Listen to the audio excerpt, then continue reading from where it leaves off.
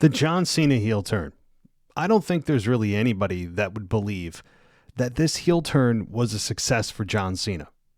This heel turn was bold by WWE. This heel turn was unexpected by many that never thought they'd ever see it. I never thought I'd see it in his nearly 25-year career.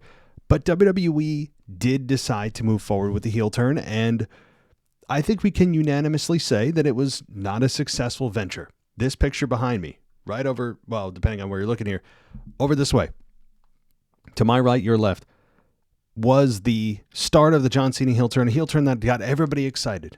A turn, again, as nobody really expected. A turn that involved The Rock and then never involved him again. And recently, John Cena has expressed his honesty about this heel turn. While we have 11 dates left with John Cena, he did end up going to the Fan Expo in Chicago, and he was asked about the heel turn. He said, quote, "I wasn't upset. No, I failed. Ain't nothing wrong with that. You got to learn from failure. I went up there and bombed." He said, "Shit happens."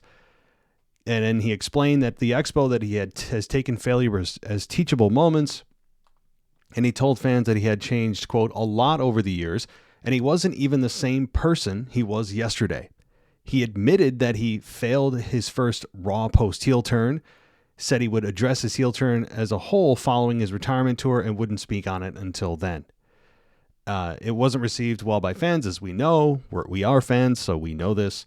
And The Rock, again, from The Rock, never making another appearance, to Travis Scott slowly wandering down the ramp at WrestleMania 41 to help Cena win the Undisputed Championship from Cody Rhodes. A street fight main event of night 2. Cena turned face once again on SmackDown. Again, this is post SummerSlam, of course. He has 11 dates left on his calendar, and he's going to face Logan Paul at Clash in Paris at the end of August. Seemingly, and then moving on to Brock Lesnar after that. Presumably at the yet-to-be-named PLE in September, which many believe is going to be Bad Blood in Indianapolis. So, the John Cena heel turn, as I said, he did say he will address it more when he actually retires. And, I don't know what more there is to really say about it, other than he's trying not to point fingers. But the fact that the guy that John Cena turned with, the guy right there, this guy, this dude, you guys know this dude? Yeah, familiar face, huh?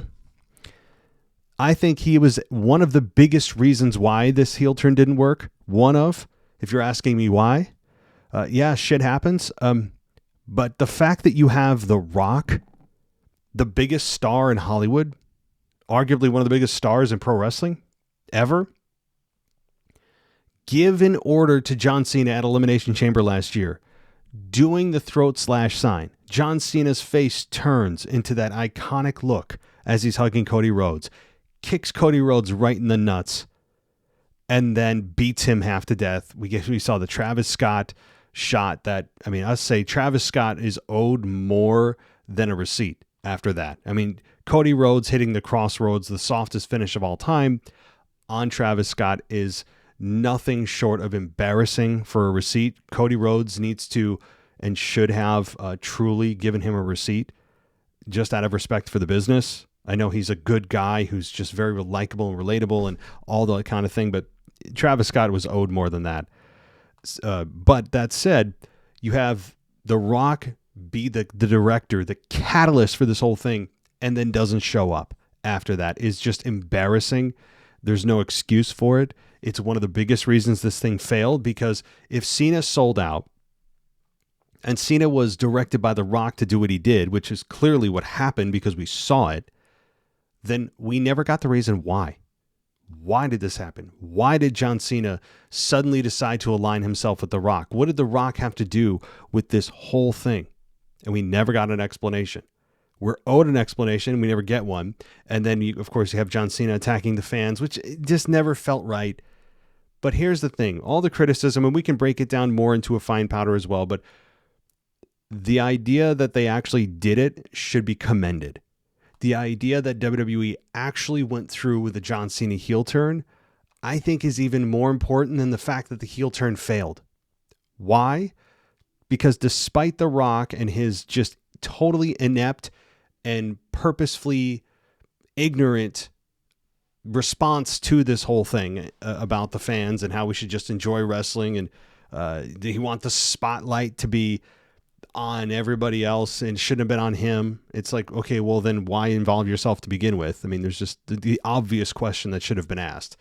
And he went on the Pat McAfee shows we saw. Beside all that, the fact that they did this, I think, is, again, bold, but it is a much better scenario to be in now, despite the fact that it failed, rather than having us get to December and then always wonder, yeah, that was awesome, awesome run, fun little nostalgic trip.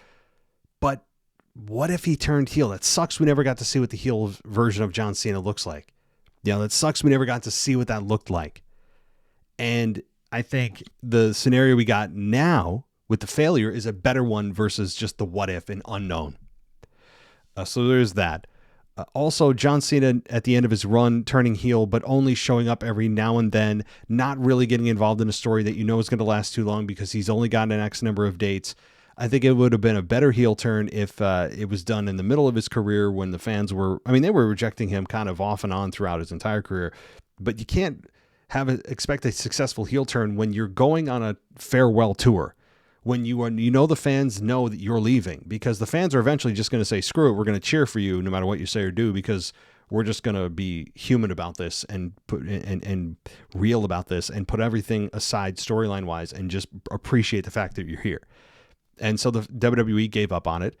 And after a 5-month stint of him being a heel, we're back to regular John Cena. But it also gave us an appreciation for this version of Cena, because if he had just been the consistent version of Cena that we've all seen and known for 25 years, for the last, 8 months now, I think it would have gotten a little bit boring. And now we appreciate this version of Cena even more. So there is that. And that's one of the other silver linings of this whole thing. So while John Cena's heel turn was a failure, I don't think there's anybody that would say it was a success. Was it the worst thing in wrestling? No, we've seen worse storylines. We've seen worse turns that didn't work. This was just a turn that didn't feel right. It was not backed up by any logic from the guy that did that was the catalyst for this whole thing, and The Rock. Probably the singular biggest reason was The Rock not following up, and there's no story. There's not even the fact that he's not there. That's bad enough. But the fact that there was no follow-up, just even on the microphone from John Cena or the announcers or anybody, about why they decided to follow The Rock's order, why John Cena decided to follow The Rock's order, what he had to do with the whole thing. We're just going to ignore that. It is ridiculous. Travis Scott, of course, was an embarrassment, among embarrassments. And on top of the fact that John Cena and Cody Rhodes' match at WrestleMania 41 this past year, as we all know, was just not great. But they made good on it to some degree this past year at SummerSlam with a very good match. An outstanding match between those two, despite the 45 kickouts of finishers. That's another issue I have for another day. But that's it for today, guys. You can go read this article, by the way. Credit to Wrestling Inc. Got to give credit where credit's due. Those guys are great. I'm not affiliated with them. I just am kind of relaying their article to you. A lot of other great things I have. So, but anyway, I hope you guys enjoyed this. If you want to listen to my much more long form audio, you can do that at Apple Podcasts. You can do it at Patreon and go ad free as well at patreon.com/WWE Podcast. So enjoy, guys. I'll be back maybe throughout the week giving my raw review on some of the highlights and lowlights of the show. And until then, guys, take care. We'll see you in the next one.